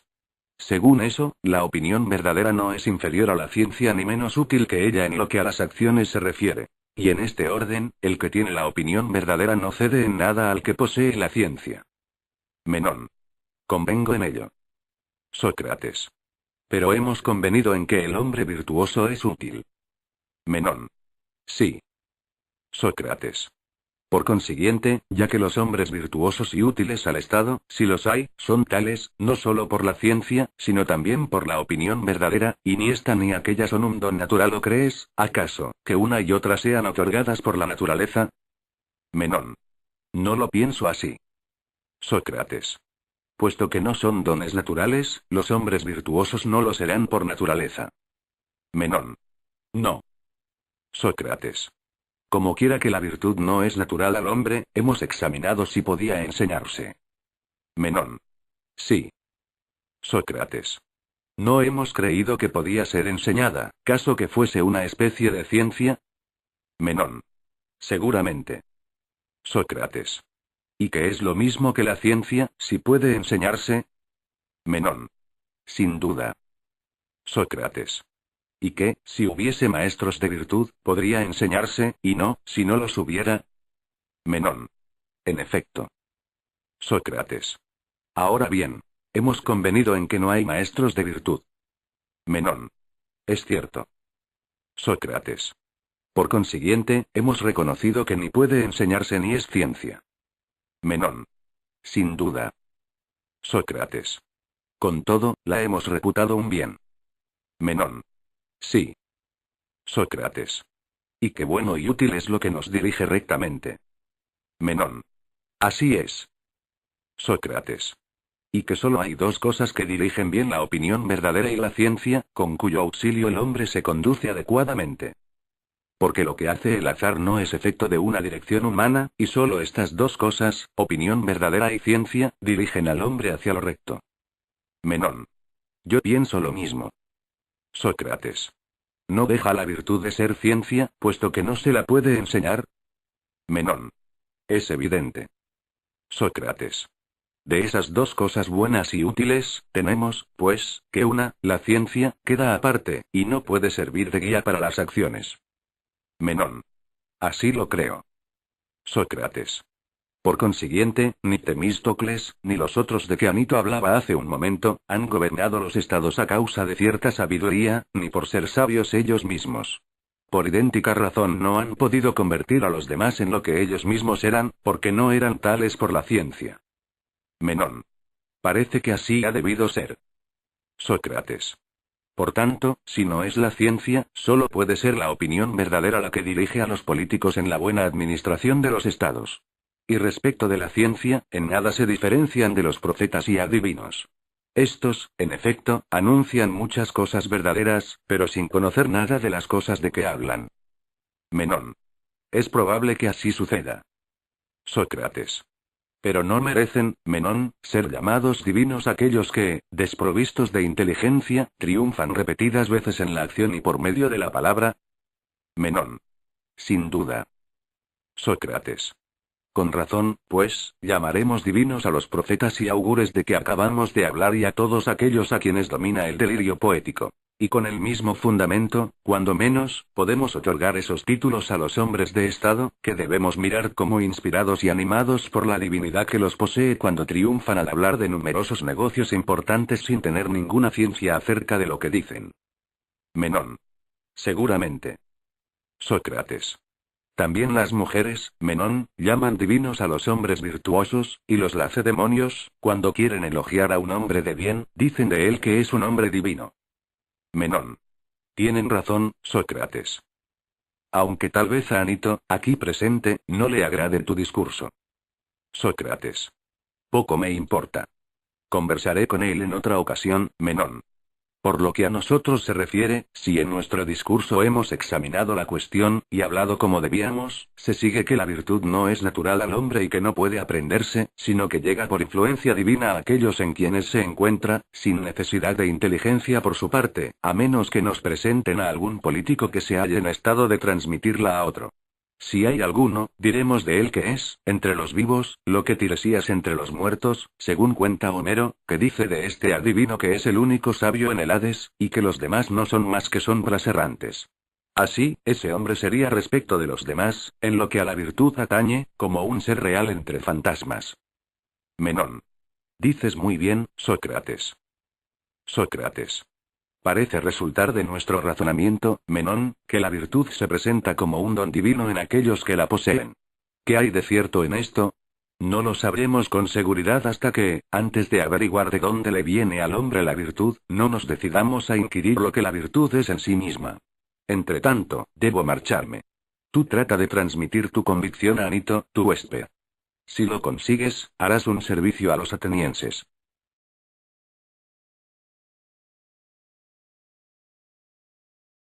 Menón. Seguramente. Sócrates. En igual forma, si te preguntasen lo que es el color, y habiendo tú respondido que es lo blanco, agrega tu interlocutor lo blanco, ¿es el color, o un color? Contestarás que es un color, porque hay otros colores. Menón. Sin duda. Sócrates. Y si te pidiera que nombraras otros colores, ¿podrías nombrarle otros que son tan colores como el blanco? Menón. Sí. Sócrates. Supongamos que aquel, como yo hice, prosigue su discurso, y añade llegamos siempre a una pluralidad y no es esto lo que pido. Puesto que designas con un solo nombre estas cosas diversas, y pretendes que no hay entre ellas ninguna que no sea figura, aunque a veces son contrarias las unas a las otras, ¿cuál es esa cosa que comprende así lo recto como lo curvo, a la cual llamas figura, afirmando que lo curvo no es menos figura que lo recto? ¿No es esto lo que dices? Menón. Sí. Sócrates. Pero al hablar así no es como si dijeras que lo redondo es a la vez redondo y recto, y lo recto, a la vez recto y redondo. Menón. De ninguna manera, Sócrates. Sócrates. Sin embargo, dices que lo redondo es tan figura como lo recto, y recíprocamente. Menón. Es cierto. Sócrates. Entonces, ¿qué es lo que se llama figura? Trata de explicármelo. Si al que te interrogase a ta manera acerca de la figura o del color, contestaras no entiendo tus preguntas, ni sé lo que quieres decir, nuestro interlocutor se sorprendería y replicaría ¿no comprendes que lo que busco es lo que tienen de común todas estas cosas? ¿Cómo, Menón? No sabrías responder, si te preguntase qué es lo que lo redondo, lo recto y las demás cosas que llamas figuras tienen de común. Inténtalo. Te servirá de preparación para responderme luego sobre la virtud. Menón. No. Pero dilo tú mismo, Sócrates. Sócrates. ¿Tienes mucho empeño en que lo haga? Menón. Mucho. Sócrates. ¿Te prestarás, luego, en cambio, a hablar tú mismo de la virtud? Menón. Sí. Sócrates. Pues, ánimo. La cosa vale la pena. Menón. Seguramente. Sócrates. Vamos. Ensayemos una explicación de lo que es la figura. Mira si te parece aceptable esta definición. Llamo figura a la cosa que acompaña siempre al color. ¿Estás satisfecho, o quieres buscar otra definición? En cuanto a mí, si me respondieses así acerca de la virtud, me das una definición general, que valga para todos los casos. ¿Qué otra cosa puede ser la virtud sino la capacidad de mandar a los hombres? Sócrates. Es eso precisamente lo que busco. ¿Pero crees tú, Menón, que sea también la virtud del niño y del esclavo el ser capaz de mandar a su dueño? ¿Acaso el que manda sigue siendo un esclavo? Menón. No me parece, Sócrates. Sócrates. Sería poco razonable, en efecto. Fíjate, ahora, en esto. Hacías consistir la virtud en la capacidad de mandar. Añadiremos justamente y no de otro modo. Menón. Soy del mismo parecer. Porque la justicia, Sócrates, no es distinta de la virtud. Sócrates. ¿La virtud, Menón, o alguna especie de virtud? Menón. ¿Qué quieres decir? Sócrates. Lo que diría de cualquier otra cosa. Por ejemplo, diría que la redondez es una figura, y no simplemente la figura, por la razón de que hay otras figuras. Menón. Habrías dicho exactamente. Por mi parte, reconozco que la justicia no es la única virtud, y que hay otras.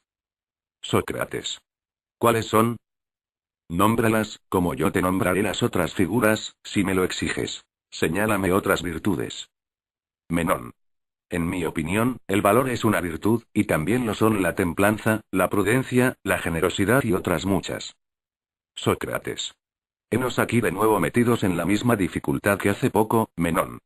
Buscando una virtud hemos encontrado varias, bien que de otra manera que en el caso precedente. En cuanto a esta virtud única que enlaza entre sí a las demás, no llegamos a descubrirla. Menón. Esa virtud que buscas, esa virtud única e idéntica en todo, te confieso que no alcanzo a aprehenderla como en tus otros ejemplos. Sócrates. No me sorprende. Pero voy a hacer lo posible para que nos pongamos en camino de hacer este descubrimiento, si soy capaz de ello. Te has hecho cargo, sin duda, de que el método es siempre el mismo. Supongamos, pues, que se te dirigiera la pregunta a que me refería hace un instante, Menón, ¿qué es la figura?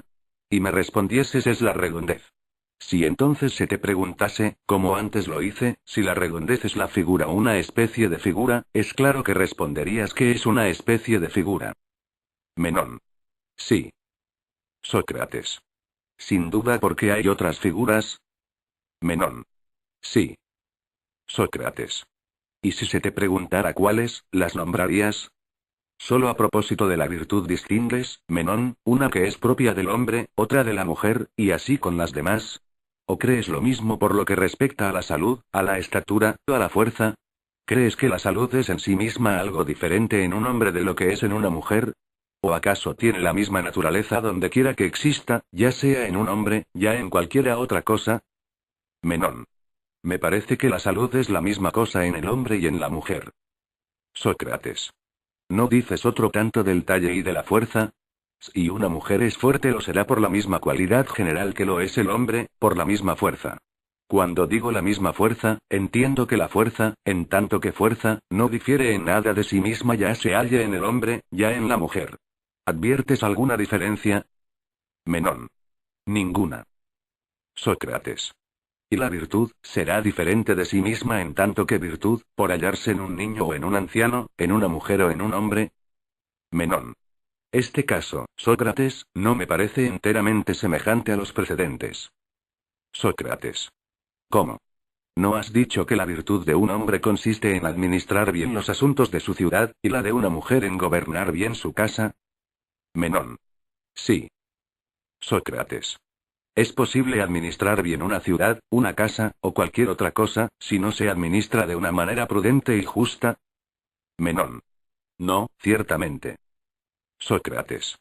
Pero administrar de una manera justa y sabia, ¿no es hacerlo con justicia y sabiduría? Menón. Es evidente. Sócrates. Por lo tanto, la mujer y el hombre tienen necesidad de lo mismo para ser virtuosos, o sea, de la justicia y de la sabiduría. Menón. Es evidente. Sócrates. ¿Pues qué? ¿El niño y el anciano, si son desordenados e injustos, podrán ser virtuosos? Menón. De ninguna manera. Sócrates. ¿Y si son prudentes y justos? Menón. Sí. Sócrates. Así, todos los hombres son virtuosos de la misma manera, puesto que lo son mediante la posesión de las mismas cualidades. Menón. Así es. Sócrates. Y no serían virtuosos de la misma manera si no tuvieran la misma virtud. Menón. No, sin duda. Sócrates. Puesto que la virtud, en definitiva, es la misma para todos, trata de decirme y de recordar lo que es esta virtud según Gorgias y según tú mismo, que estás de acuerdo con él. Menón. Sí. Sócrates. Dejemos a Gorgias, puesto que está ausente. ¿Y tú, oh Menón? En nombre de los dioses, dime por ti mismo en qué consiste la virtud. Habla, dame ese placer. Si resulta que tú y Gorgias sabéis lo que es la virtud, me sentiré feliz de haberme equivocado cuando he dicho que aún no he encontrado a nadie que lo supiera. Menón. No es difícil, Sócrates, responder. Primeramente, si quieres hablar de la virtud de un hombre, es manifiesto que la virtud de un hombre consiste en ser capaz de administrar los asuntos de la ciudad, con lo que poder beneficiar a los amigos y dañar a los enemigos, procurando, por su parte, evitar todo sufrimiento. Si se trata de la virtud de una mujer, no es difícil contestar que consiste en administrar bien su casa para mantenerla en buen estado, y en obedecer a su marido. Hay también una virtud que es propia de los niños y niñas. Hay otra propia de los ancianos, así sean libres o esclavos. Hay todavía otros géneros de ella, de manera que las definiciones no faltan. Para cada clase de acción, para cada edad, para cada uno de nosotros y para cada obra, hay una virtud particular. Creo, Sócrates, que lo mismo sucede respecto del vicio. Sócrates. Soy en verdad afortunado, Menón. Buscaba una sola virtud y me encuentro con todo un enjambre de virtudes. Mas, para continuar usando de esta imagen, si habiéndote interrogado acerca de la naturaleza de la abeja me hubieras respondido que hay muchas abejas y de muchas especies, ¿qué dirías si yo te preguntase cuando declaras que hay multitud de abejas de todas clases, y diferentes las unas de las otras? ¿Quieres decir que son diferentes, en tanto que abejas, o en razón de otros conceptos, por ejemplo, en lo que respecta al tamaño, belleza o de otras cualidades semejantes? Dime qué responderías a esa pregunta. Menón. Diría que, en mi opinión, las abejas como abejas no difieren unas de otras. Sócrates. Si yo te dijera luego, veamos, Menón, en qué puede consistir ese algo, idéntico en todas, por lo cual todas se parecen, ¿dispondrías de una respuesta? Menón. Sin duda. Sócrates. Pues bien, la cuestión es la misma tratándose de las virtudes. Aunque sean muchas y diferentes, tienen todas una esencia común, que las hace ser virtudes. Y a esta esencia debe dirigir la mirada el que ha de responder, para explicar, a quien lo pregunte, en qué consiste la virtud. ¿No entiendes lo que quiero decir? Menón. Me parece que sí. Sin embargo, no penetro tan claramente como quisiera el sentido de la cuestión. Sócrates. Menón sobre la virtud. Menón. ¿Podrías tú decirme, Sócrates, si la virtud se adquiere por instrucción o por el ejercicio, o si, no dependiendo de la instrucción ni del ejercicio, le es dada al hombre por la naturaleza, o de cualquiera otra manera? Sócrates. Antes, Menón, los tesalios eran famosos y admirados entre los griegos, por su habilidad en la equitación y por su riqueza. Pero me parece que ahora lo son también por su saber, principalmente los conciudadanos de tu amigo Aristipo de Larisa.